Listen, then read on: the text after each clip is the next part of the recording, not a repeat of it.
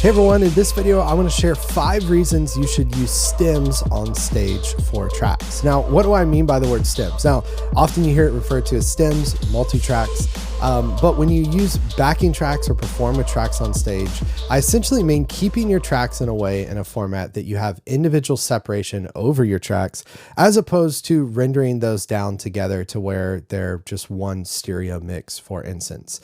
There's a lot of reasons to keep your tracks separated like this in stem or multi-track format, as opposed to mixing them down and then loading them into Ableton Live. So what I wanted to do in this video is really quickly just walk you through 5 reasons why I think you should keep your song in stem format as opposed to mixing it down to perform with on stage. Number 1, it helps you sound like the record. Now this really could be true whether you're just talking about why should I use tracks on stage and click on stage, but I think particularly when it comes to stems, this is super important. If you take a record that's mixed down and then you start to pull apart all the layers, you'll find all these individual pieces that were thrown on, this icing, this extra stuff that was added onto the record to make it sound polished and complete for the studio recording. When you open up that original recording, you'll find probably in stem format, this sound effect, this maybe vocal recording, this voiceover, this sort of thing that kind of makes all this feel like this big thematic moment, this big emotional experience as opposed to just to a song. If I keep those things in stem format and I'm playing along with a click, then I can turn up that drum loop that really can't be something that's created or played live, and my drummer can play along with that. So number 1, it helps you sound like the record. Number 2, it gives you freedom and flexibility. Here's what I mean by that. If I've taken all my content from the original record and I mix it down in the studio and I said, here it is, it's perfect, and then we walk into rehearsal, what happens if the bass player isn't there? Well, you're going to have to go back in, you're going to have to unmute the bass, and then you have to re-render. It's going to take forever. As opposed to if you keep everything in stem format and your bass player isn't there, you just go and say, all right, let's turn the bass on, and now we have the bass. So if someone isn't there, you can unmute their part. If you're in a room where you need less sub bass because it's very bass heavy, you can turn the bass down. If you're in a room where the vocal effects aren't translating as well, it's a little too muddy, you can pull that down. You aren't committed to your mix, and you can flex with that and adapt based on the people you have on stage or based on the room you're in. Number 3, it allows you to treat stems as part of the band. This is key to me, is I want to play with tracks. I want to play with click. I don't want to play 2 click. I don't like being told what to do. Let's be honest. I don't know that any of us do, but if you've printed a mix, you're stuck. Here's the scenario I see often. Hey, Will, you mind playing a different part? Because the electric that we have, that little ambient thing, it's actually playing that lead line. So can you play a different part? And you go, okay, well, it's the main guitar solo and you want the one guitarist on stage to play rhythm. That doesn't really make sense. Whereas if I have stems, I go, okay, let's duck it to where I'm going to bring this rhythm part up and you play the solo instead. Now in perfect world, you have 2 guitarists playing those parts, but that's not always perfect. Again, play with tracks, not 2 tracks. If I have stems, I have the flexibility to adjust that based on who's there, who's playing. Number 4, it allows for a practice tool. Here's what I mean by that. If you are wanting to learn a song, you could take the stem individual parts, you can solo out the exact bass part and learn that perfectly. And then what you could do is take the rest of the song and mute the bass part, and you can actually practice the song as if you're playing it live with the rest of the band just by using stems. Now, worship leaders have rehearsalmix.com or rehearsal mix from multitracks.com, which is a great utility. It's a great tool, but it's not just worship leaders that have this ability.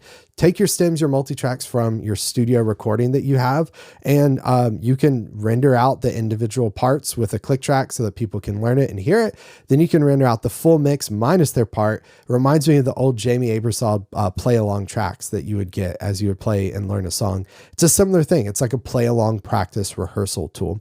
Another practical example of this, you have a guitar player subbing in, send them the guitar parts isolated out, and then send them the rest of the tracks minus the guitar. They'll show up to rehearsal way better prepared because you gave them an awesome practice tool as opposed to just sending them charts and sending them MP3s. And if you're a good professional musician, that's enough and you're going to do a great job, but it helps make rehearsal better by making practice better. Now, number 5, and finally, and this is by far not the only reason to use stems, but number 5, it allows more flexibility for your audio engineer.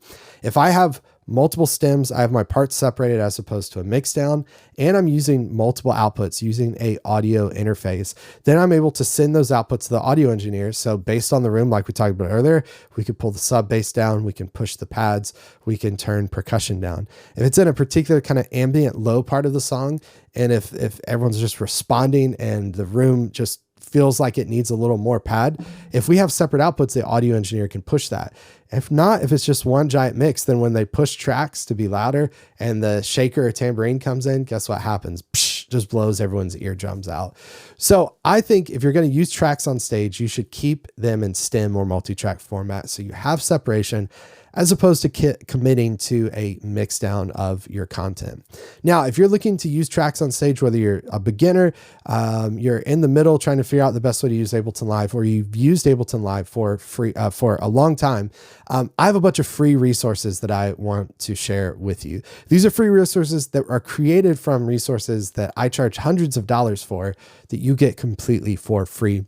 And to get access to those, head to FromStudioToStage.com/free. Everything from click tracks to timecode files and everything you could think of in between. If you're going to use Ableton Live on stage, if you're going to use tracks on stage, these are essential tools and resources that you need. Get access to them, save yourself the time and effort. Don't try to create them on your own. Borrow my work and use it as your own. Again, FromStudioToStage.com/free. And if you enjoy content like this, I post a new video every single day, 10 a.m. Central. That's right, every single day, 10 a.m. Central on YouTube. And in order to see that, I need you to hit subscribe to the channel though. That really helps. And it makes sure that you see all the content and make sure YouTube serves up this content when you log in. The other thing that is really going to benefit you is hit the bell icon so you're notified whenever I go live, whenever I post a new video. And here's what's really great. I keep telling people, download the YouTube app on your phone. You'll see when I go live, you'll get a notification every day and you'll go, yeah, it sounds interesting. I click in and watch for a few minutes. Stick around if it's interesting. If not, ignore it and you can catch me on the next one. Thanks so much for watching this video. We'll see you tomorrow at 10 a.m. Central, maybe the day after that, or really any day of the week. I'm here. Hope you could be here as well too. Thanks for watching, everybody. Take care. See you on the next one. Bye.